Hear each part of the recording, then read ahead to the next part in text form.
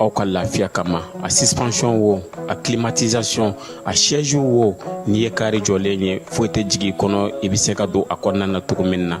Somatra e ka kari Somatra ne ka kari Somatra anw ka kari o hukumu kɔnɔna na kari ninnu bɛ sira ta don ko don Bamako Segu San Moti Kucala ka taa se Sikaso ma Keɲeba Kita o ma ɲina Yoro di Sahel maaw kɔ ka taa se Kolokani Jijeni fo ka taa se Bɛnma ma Somatra fiɲɛ foroko Somatra ka wuli hɛrɛ la ka se hɛrɛ la I n'a fɔ an y'a fɔ an ɲɛna cogo min na bi su in na an bɛna na taa Conseil supérieur de la diaspora kɔnɔna na olu bɛ wulikajɔ ni labɛn na u ka congrès ba u bɛna na kɛ Bamakɔ yan mai kalo ale tile 16 ni Ala sɔnna a ma babu bɛna sigi o kan bi su in na an ka maa welele Kande Sidibe ale ye tɔn in maa ye Kande i ni su i nana ka na an ka wele jaabi su in na a diyara n ye an b'i fo k'i waleɲuman dɔn an b'a dɔn k'a fɔ malidenw ka fara ɲɔgɔn kan jɛkulu minnu bɛ tunga la a bɛɛ belebeleba 2 bɔ min ye CSDM ye ale fana bɛ olu belebeleba 2 la bi na an y'a ye k'a fɔ tɔn in waati dɔ la a kuma cayara kosɛbɛ nka su in na an ka babu bɛna tali kɛ mun na CSDM sigikun ye mun ye CSDM yɛrɛ bɛ jamana joli la congrès in baara bɛna kɛ cogo di ni waati in na jamana bɛ degun minnu kɔnɔna na aw fana ka fɛɛrɛw ye mun ye maliden minnu bɛ kɔfɛ u labɛnnen don cogo di yaasa u sen bɛ se ka don faso ale baara la babu kunda belebeleba bɛna na tali kɛ nin de la o la sa an b'i fo k'i waleɲuman dɔn i bisimila an ka kɛnɛ kɔnɔ k'a yirila k'a fɔ an bɛ fɛ k'a dɔn CSDM yɛrɛ laɲini jumɛn nana n'a ye mun na tɔn in yɛrɛ sigira an bɛ jama bɛɛ fo ka bɛɛ waleɲuman dɔn CSDM sigira pour que ka an balima tungarankew de dɛmɛ tunga ladon cogo ɲuman na ni o ye ka u dɛmɛ u ka problème minnu b'u da la dans le quotidien u ka papier ko u ka baara ko u ka démarche administrative u ka pays d'accueil la donc CSDM sigikun de k'u dɛmɛ o démarche ninnu la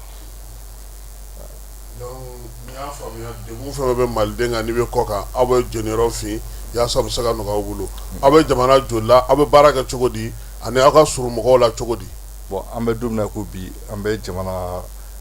47 de la diɲɛ ɲɛfɛ an bɛ jamana 47 de la donc an bɛ o jamana ninnu kɔnɔ ka jamanadenw minnu bɛ tunga la k'u fara ɲɔgɔn kan ka essayer ka u don sira n'u bɔ siraw ɲɛf'u ɲɛna pour que u kana degunba sɔrɔ u ka tunga lasigi la an y'a ye k'a fɔ maliden fanba ka degun ye min ye i bɛ CSDM na o bɛ tɔn wɛrɛ la o ye Mali sɛbɛnkow ye aw yɛrɛ tun kɛlen ka fɛɛrɛ jumɛn sɔrɔ o la yaasa u bɛ se ka nɔgɔya an ka jamanadenw ma parce que hali su in na n'an ye nɛgɛjuru dayɛlɛ sa i b'a ye mɔgɔw bɛ na o de ɲininkaliw k'i la kosɛbɛ ka tɛmɛ ɲininkali bɛɛ kan ouais ça c'est vrai qu'on est tiɲɛ de parce que effectivement sɛbɛnko de kɛlen don ka mɔgɔ caman degun jamana ninnu kɔnɔ n'o ye carte nina ko ni passeport ko ni carte d'identité ko ni olu kɛlen don ka mɔgɔw degun kosɛbɛ mais ne yɛrɛ sigiyɔrɔ bɛnnen bɛ Faransi de ma mais an bɛ k'an seko n'an damayira kɛ pour que ka essayer ka o démarche ninnu nɔgɔya maliyɛnw bolo yen nɔ cogo min na quoi mais mun bɛ se ka kɛ parce que an y'a ye k'a fɔ dɔw bɛ na u b'a fɔ k'olu ka nina banna u b'a fɛ k'u jamu falen dɔw ta u b'a fɛ k'u si falen fɛɛrɛ jumɛn aw ni minisiriso yɛrɛ bɛnnen don mun de kan pour que ni mɔgɔw nana u bɛ se k'u ɲɛsin yɔrɔ jumɛnw na bon nina ko problème ka ca a problème ka ca parce que ne yɛrɛ ye baara caman kɛ a ko la consulat du Mali la Faransi yen nɔ a ko daminɛ tuma parce que problème caman sɔrɔla tɔgɔw fɛ jamuw fɛ siw fɛ bon et puis doublon tun bɛ dɔw ka fɛnw na parce que u b'a ɲini Mali la yan u t'a ɲini Faransi donc olu nana complication caman ye mais maintenant an yɛrɛ mouvement an ka mouvement wulila ka na Bamako yan en 2021 an taara an ye démarche caman kɛ nina ko la ka dɔn ka vraiment problématique bɛ situé yɔrɔ min na quoi gɛlɛya yɛrɛ yɔrɔ min ye ka ɲini k'o dɔn quoi Donc en kelen ko donc bon maintenant an y'a rapproché consulat là ka essayer ka o ko bɛ se ka ɲɛ sɔrɔ cogo min na ka fɛɛrɛ ɲini o la quoi. Donc an b'o boliboliw dilan bon a démarche kɔlɔlɔ ka ca kojugu, ka kɔlɔlɔ ka ca, c'est-à-dire a problème ka ca, problème tɛ kelen ye. Bon mais maintenant il faut qu'il ka ta problème bɛɛ ta cas par cas k'a lajɛ ni par exemple dɔ nana sisan k'a fɔ ne ma à l'époque ne tun bɛ recherche kɛ Nina la consulat la, dɔ nana ne ma ko ko ale tɔgɔ ye Ousmane Diallo, ko mais k'a ma ka Nina sɔrɔ. n'o ngi bɛ ka Nina sɔrɔ ne y'a lajɛ machine na, ne ko non effectivement ko i ta ma ban fɔlɔ. A ko Sidibe ne ta ma ban, ne dun photo donnen bɛ consulat kɔnɔ. Ne ko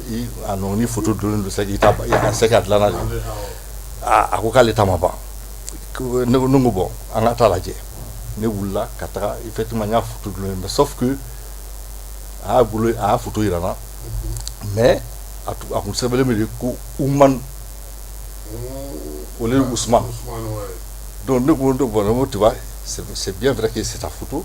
mais Oumane de sɛbɛnlen bɛ yan, mais machine tɛ se k'o ye o, parce que voilà machine bɛ Ousmane de ye, mais Oumane de sɛbɛnlen bɛ yan nɔ. Donc machine bon on a ɲɔgɔnna caman quoi. Ouais, bon, donc on confronte au problème Chamana. Bon, correction Bessina. Et j'espère que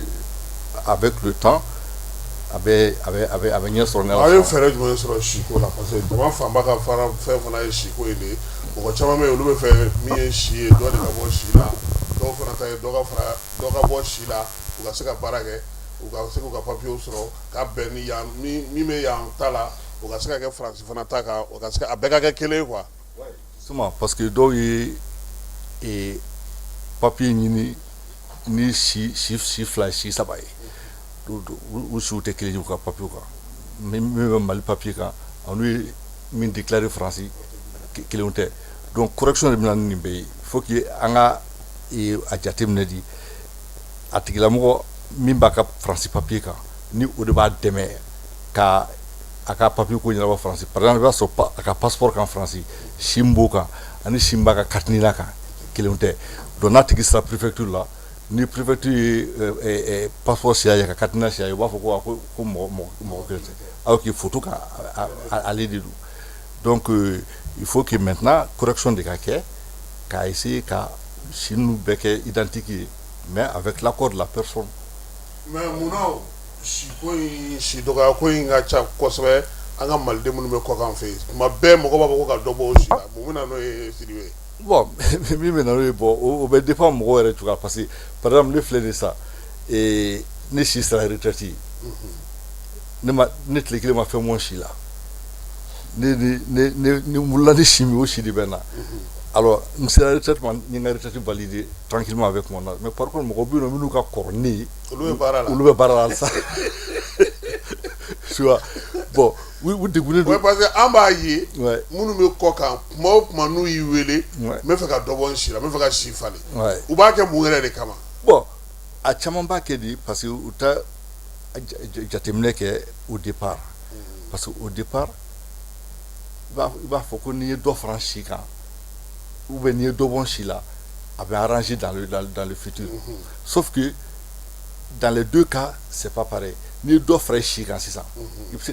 et il a retiré validé de journal. Mais sans avoir le point requis, le nombre de points requis pour gasser ka chama so. Donc au inconvénient bi bon ni de dobo shila fana bon il na décès, wakati la bi décès ka so il ka point to ba be ko fait. Donc il sait qu'il a retiré validé tant que au point mana au point fragment. Donc en fait inconvénient à enflammable. Mais le plus important c'est de déclarer ton âge normal. Il est fort. Et au moins nous avons bon moi voilà on va tirer kuma be na me wolo so fale am ta tuguri am ta papier ko la ana kololo be ngona de. Mais Nimbela, est-ce que c'est bien la sédique foyer ou qu'on a la baragaro la kanyesi malien ou me koka a papier qu'on bon sensibilisation bɛ kɛ ni mɔgɔ minnu sera an ma par exemple an b'a a ɲɛf'u ɲɛna bon par contre ka taa ka yaala foyew la an y'a daminɛ a ma mɛn an ye je crois que n ka jate la on a fait 2 ou 3 foyers pour le moment mais on va continuer dans ce sens là comme ko wɛrɛw tun bɛ an senkɔrɔ min tun bɛ an bali k'an ka baaraw kɛ a ɲɛma donc o ko ninnu commence ka nɔgɔya sisan donc maintenant an bɛna an ka baara ta k'an jeniyɔrɔ fin vraiment an balimaw ka tunga ladon cogo ɲuman na quoi. Ayiwa nin bɛɛ la CSM bɛ jɔyɔrɔ jumɛn kɛ maliden minnu b'a fɛ k'u sen don faso baara la a b'olu dɛmɛ cogo di aw ni jamana cɛ bɛ cogo di. Bon problème foyi t'an ni jamana cɛ ani jamana cɛ ni mɔgɔ min ko ni maliyɛn min y'a jira k'a fɔ k'i bɛ na investissement kɛ yan par exemple Mali la donc an ka ministère de tutelle bɛ yen nɔ donc an bɛ se olu ma ka i ŋaniya yira u la donc an b'an fara ɲɔgɔn kan a ko bɛ se ka nɔgɔya i bolo cogo min na an bɛ tɛmɛ o sira fɛ quoi. Voilà sinon est-ce que mɔgɔ caman labɛnnen don bi ka na jamana in yɛrɛ kɔnɔ u ye faamuyali minnu ni dɔnni ni fɛn minnu sɔrɔ ka na n'o ye ka na baara kɛ et puis aw ni gouvernement bɛ bɛn olu fɛnw kan cogo di ka se k'o nɔgɔya. Bon mɔgɔw dɔw labɛnnen don a kama parce que mɔgɔw question posant kun on entend parler de la banque d'investissement donc o problème bɛ régler cogo di bon et puis dɔw fana bɛ an ɲininka vraiment ne bɛ fɛ ka rentrer Mali la alors est-ce que ni seginna ka na Mali la est-ce que ni musa t'a kɔfɛ ou bien est-ce que dɛmɛ bɛ se ka don ma pour que ni n bɛ se ka installer ka ɲɛ cogo min na bon nous an b'o démarche de faciliter mɔgɔw bolo quoi o kɔni o y'an ka rôle yɛrɛ fanba ye quoi ni mɔgɔ min ko k'i bɛ na investissement kɛ Mali la donc an bɛ siraw yir'i la i bɛ se ka tɛmɛ sira minnu fɛ pour que k'a ko ka nɔgɔya i bolo quoi. Mais wagati la an y'a ye k'a fɔ jɛkulu kɔnɔna na aw tun ye fɛɛrɛ dɔ sigi sen kan nka nin teliba bɛ minnu na ka se ka na n'u ye an n'u ni gouvernement ka ko kɛra cogo di. minnu bɛ fɛ ka na yɛrɛ ka na kɛnɛ yɛrɛ kan ka segin ka na joona ka na baara fana kɛ investisseurs ɲɛnamaw. Ouais bon pour le moment blocage ni bɛnbalani dɔw bɛ yen nɔ parce que ko ma clarifier ka ɲɛ fɔlɔ donc a ko bɛ sen na toujours mais anw yɛrɛ fana tun bloquelen don baarako a baara fanfɛla fɛ. mun y'aw bloqué. Min y'an bloqué parce que problème de légitimité tun bɛ yen nɔ et puis an bɛna kɛlɛ la san caman avec kiri la wa. Kiri la voilà donc. mais bi a ko bɛ cogo di. non bi kɔni o ko alhamdulilayi an bɛ se k'a fɔ o ko nɔgɔyara sisan o ko nɔgɔyara sisan parce que an ka kiribonba n'o ye cour suprême ye o ye kiri tigɛ bon ka kiri da diyara an na et puis a ye gɔrɔsi ni fɛn bɔ k'an rétablir an ka droit kɔnɔ donc vraiment ala barika la o ko caman bɔra o ko la sisan o ko nɔgɔyara. Ayiwa o bɛna to a bɛ se ka congrès kɛ n'a ye congrès kɛ congrès bɛna laɲini bɛna na kɛ mun ni mun ye mun baara bɛna kɛ congrès kɔnɔna na parce que an y'a ka fɔ ko tile kelen de don. o ye tile kelen de don parce que 2021 congrès an y'o kɛ tile 2 kɔnɔ mais nin senna ta an y'a kɛ tile kelen kɔnɔ an y'o kɛ tile kelen parce que an ka jamanaw bɛɛ nana ka fara ɲɔgɔn kan et donc an bɛ a tɔgɔ ye di an ka invité fana mana na ka fara ɲɔgɔn kan donc an bɛ an ka congrès sigi sen kan donc maintenant ka essayer ka bureau renouveler à l'international ka yɔrɔ minimum ka kan mais on va faire ça sur le plan du consensus. An b'a kɛ un bureau consensuel bɛnkan an bɛ bɛn bureau dɔ kan k'o sigi k'o présenter mɔgɔw la et puis bon maintenant après an bɛ continuer an ka baaraw fɛ quoi. waaw congrès in kuma cayara parce que dɔw ko k'a bɛ kɛ dɔw ko a tɛ kɛ sisan est ce que a bɛ se k'a fɔ ko mai kalo tile 16 ta in bɛ kɛ wa. an ka congrès bɛ kɛ dɛ n t'a dɔn min b'a la k'a tɛ kɛ je sais pas argument jumɛn b'u bolo k'a fɔ k'a tɛ kɛ parce que an kɔni an man ka congrès kɛ an nana an ka congrès de kɛli kama fana voilà et puis mɔgɔw bɛ ka na. an y'a mɛn ko président yɛrɛ donna yan bi. non président donna yan nɔ kunu. kunu. ouais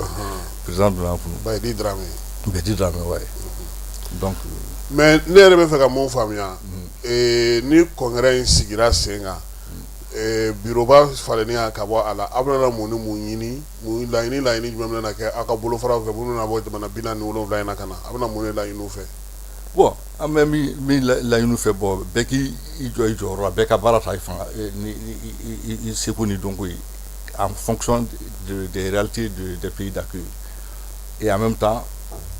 et Mali kon la fana ni an kan ka communiquer amu dara ñu wana congrès kono puis na nga teme sram famet mo sra fait quoi awa jamana be dabolo mina bi ma chama jorale no ka fako yala ma ko mun kɛra sibiri tɛmɛnen o tuma na to k'a bɛ bɔ a ma wa ou bien aw ni ɲɛmaaw bɛnnen don a la k'a fɔ nin ka se ka kɛ k'a sɔrɔ o ko ninnu bɛɛ lajɛlen labɛn bɛ o la. Bon ala ko tiɲɛ ani mɔgɔ si ma bɛn a la ko min kɛra sibiri tɛmɛnen vraiment ça a été regrettable et puis an mɔgɔ si kun sigilen tɛ n'a ye a kɛra ko cunni a kɛra ko barilen bɛɛ la donc an kɔni an b'a ɲini halisa ala ka jisuma ka ko la ala ka a ko nɔgɔya vraiment a ko digira an bɛɛ la mais o bɛɛ n'a ta an kɔni an kɛlen don k'an ka congrès date maintenu bon maintenant an bɛ ala deli sa fo ka taa an ka congrès tɛmɛ fo ala yɛrɛ kana ko voilà ko sisi an ma tugun min bɛ se k'a fɔ ko jamana bɛ fitinɛtigiw bɛ jamana bɛ don ɲɛgɔn wɛrɛ kɔnɔ quoi donc vraiment an ka ala deli o de quoi ala ka jamana sumaya quoi. ayiwa an y'a ye k'a fɔ faransi de jama ka ca aw ka tɔn bolofara nataw la faransi de jama ka ca congrès in don a ko ko congrès statutaire o kɔrɔ ko sɛbɛn minnu b'aw bolo n'aw bɛ ka baara kɛ n'a bɛ na n'olu yɛlɛma falen bɛna na don ɲɛmɔgɔya jɔyɔrɔ ko la olu ko bɛ se ka kɛ tile kelen kɔnɔ wa ou bien a ye ɲɛbila baara dɔ kɔ ka tɛmɛ parce que an y'a k'a fɔ ko président tun bɛ munumunu salo la farafinna camancɛ yan fanw fɛ ani yan fanw yɛrɛ fana fɛ yan'a ka se Bamakɔ yan. ouais ɲɛbila baaraw kɛra parce que effectivement président ta tourné la Afrique centrale à Gabon, à Congo, Brazza et puis à escalou que Côte d'Ivoire nous fait qu'à CDM nous rencontrer donc le président et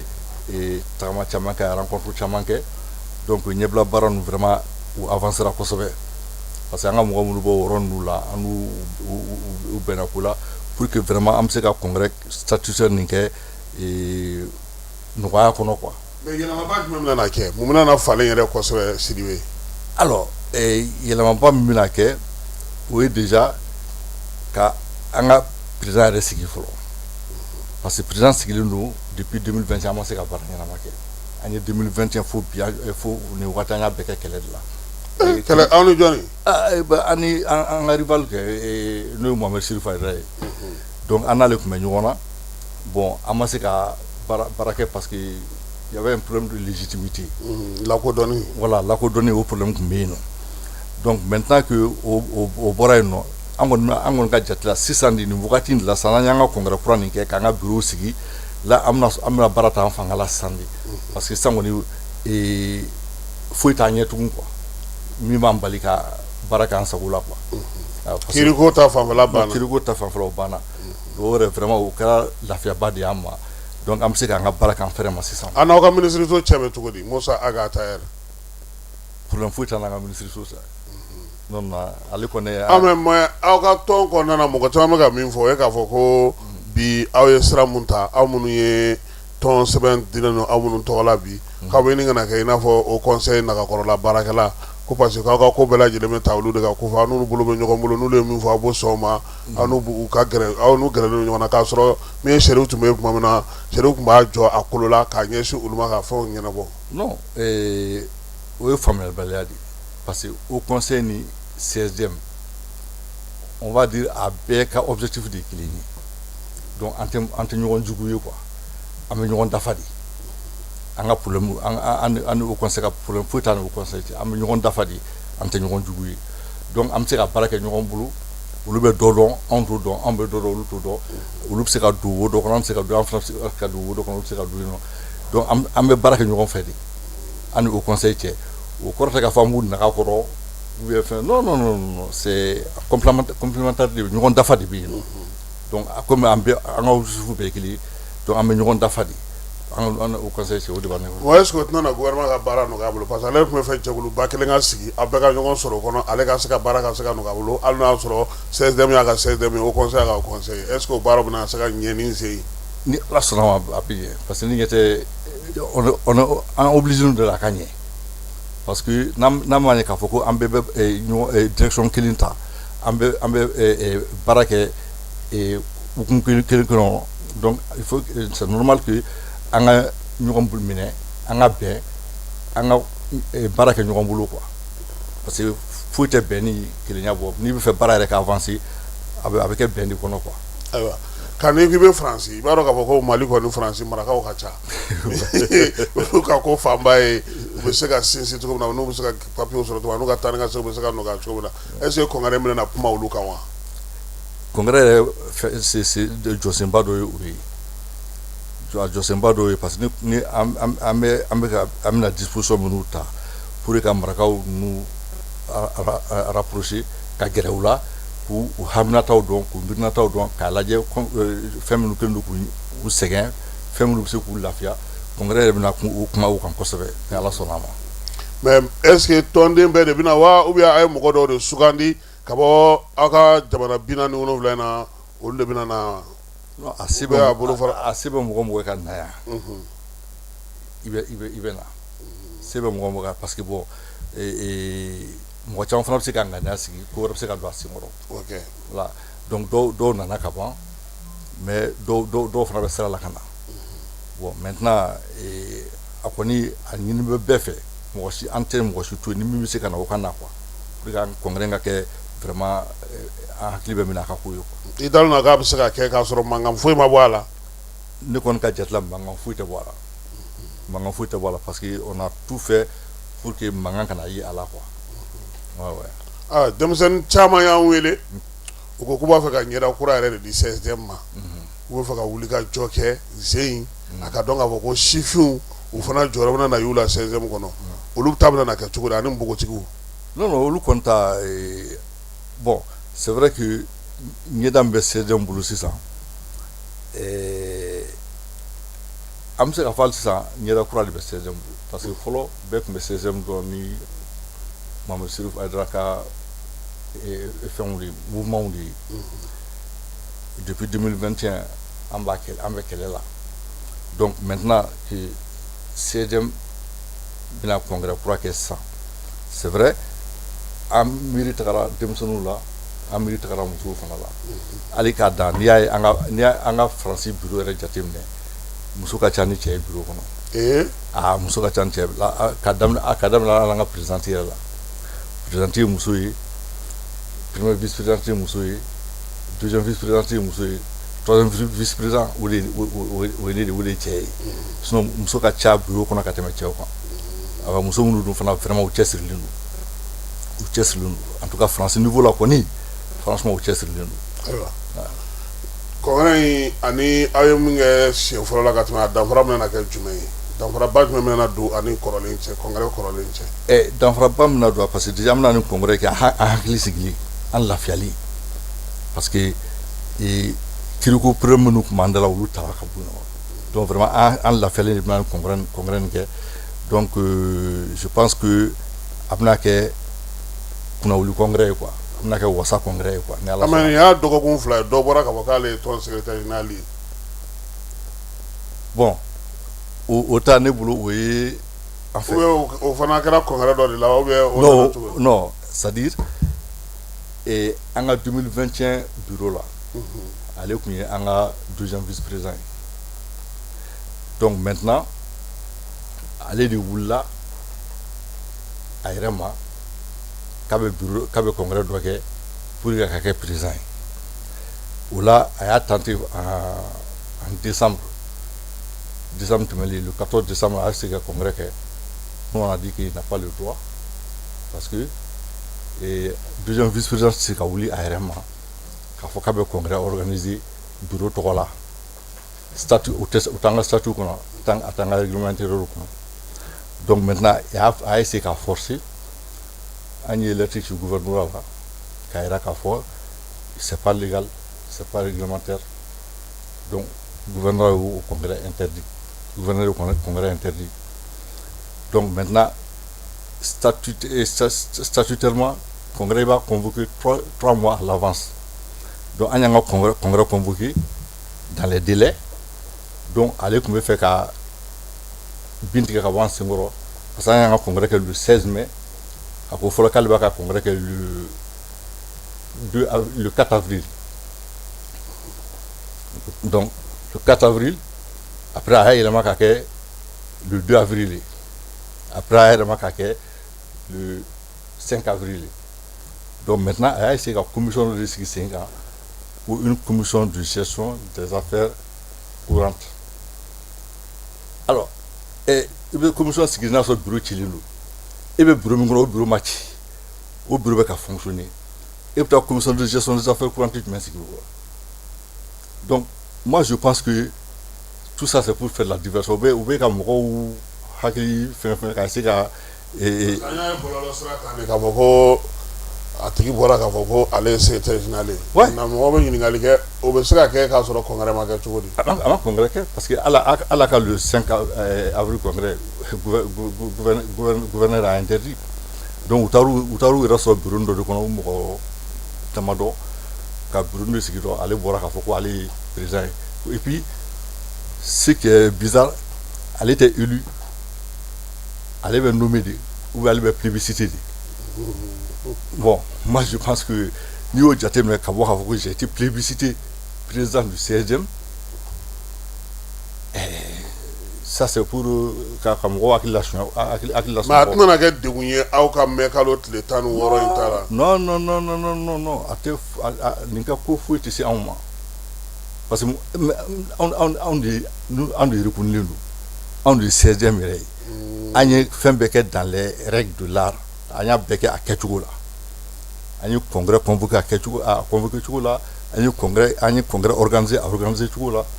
donc an ye an ka demande ni fɛnw bɛɛ kɛ a kɛcogo la. Donc ale ka bureaunin a ye bureaunin min sigi a dan ma, o tɛ foyi tiɲɛ an ka congrès la,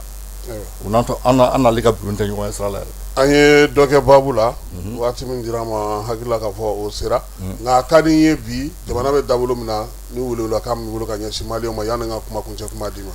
Ok, bon welewelekan min bɛ ne bolo ka ɲɛsin maliyɛnw ma, ne kɔni b'a ɲini bɛɛ fɛ mɔgɔ mɔgɔ ni i sen bɛ se ka bɔ i kɔnɔ kɔrɔ ka se an ka congrès kɛyɔrɔ la, a bɛ diya n ye kosɛbɛ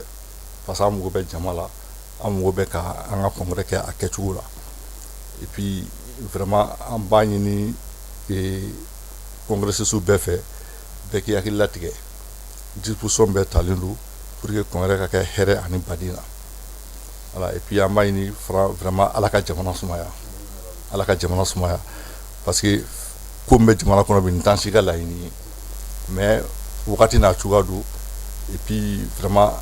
an b'a ɲini de ala ka jisuma ka k'o la halisa. Kande Sidibe CSDM tɔgɔla ale de tun b'an bolo su in na, an b'a fɔ k'a waleɲuman dɔn ka na ɲɛfɔli kɛ u ka congrès ba min kan ka kɛ mai kalo tile 16 mémorial la, n'ala sɔnna a ma yanni congrès cɛ ani ɲɛmaa yɛrɛ na fana na ɲɔgɔn sɔrɔ ka tila ka dɔ fara baabu kan yaasa min ye laɲini ye a bɛ se ka sabati cogo min, kuma kuncɛ kuma jumɛn b'i fɛ? Alors n bɛ bɛɛ fo ka bɛɛ waleɲuman dɔn, k'aw yɛrɛ fo ka waleɲuman dɔn, vraiment ni weleli in diyara n ye, et puis j'espère que mɔgɔw ye faamuyali sɔrɔ ko caman na, donc vraiment n bɛ bɛɛ fo ka bɛɛ waleɲuman dɔn. I Sidibe, Fala Keyita tun bɛ k'a bila bɔlɔlɔ sanfɛ, an bɛ bɛɛ lajɛlen fo ka bɛɛ lajɛlen waleɲuman dɔn. Sini ni ala sɔnna a ma nɛgɛ kanɲɛ 12 n'o ye midi ye, baabu a bɛ kɛ yan n'ala sɔnna a ma, min ye Buguni Kitakaw ka biennale olu ye min k'o la, an bɛna o ja fana yira maaw la, ale ni chef d'état-major ka baara ta bi o ja minnu fana sɔrɔ la, an balimakɛ n'o ye Aziz Nemampa ye, ale minɛnen don Côte d'Ivoire, somɔgɔw fana ye bataki ci ka na, Fondation Amadou Tumani Ture fana y'a yira sa ko dɔw kɔni bɛ bɔlɔlɔ sanfɛ a bɛ ka ŋanamu kɛ n'olu tɔgɔ ye, an n'an da don nin bɛɛ lajɛlen na sini, a k'an bɛɛ ala ka dugu ɲuman jɛ. Cakɛda mun sigilen bɛ adamaden tɔgɔ la kunnafoniya lakanali kama Mali la, n'a bɛ f'a ma ko Autorité de protection des données à caractère personnel APDP.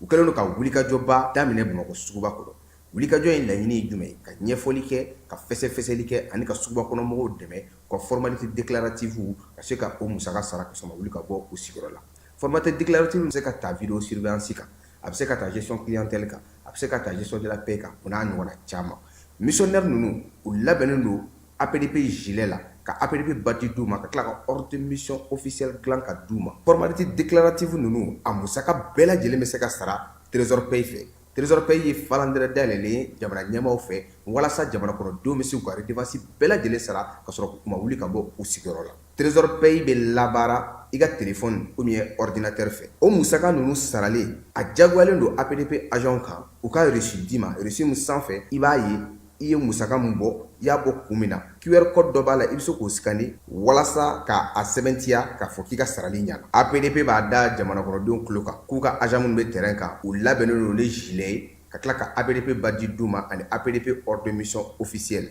Nin wulikajɔ in fɛ APDP bɛ k'a ka service gɛrɛ jamana kɔnɔdenw na walasa adamaden tɔgɔ la kunnafoniya lakana